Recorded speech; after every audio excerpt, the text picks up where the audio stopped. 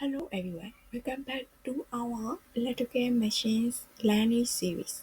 Today we will study the compound DC machine explained step by step in a simple and clear way.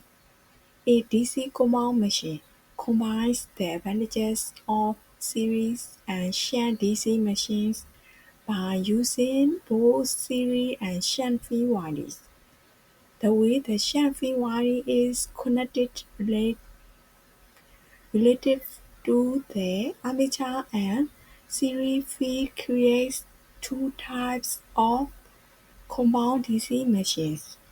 When the shunt field is connected across both the armature and series field, it is called a long shunt compound DC machine.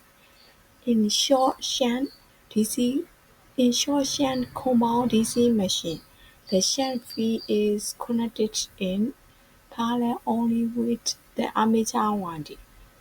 In this configuration, the shunt field excitation depends on the induced EMF and hence on the rotor speed. It is valid as long as the bullet draw across the armature resistance is small compared to the induced EMF, depending on whether the shunt and series field flex it or oppose each other. Two more configurations exist. If the flags act together, the machine is called a cumulated compound DC machine.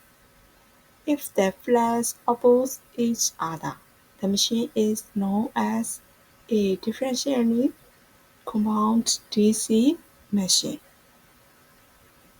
Series motor, high steady torque. Shunt motor, good speed regulation.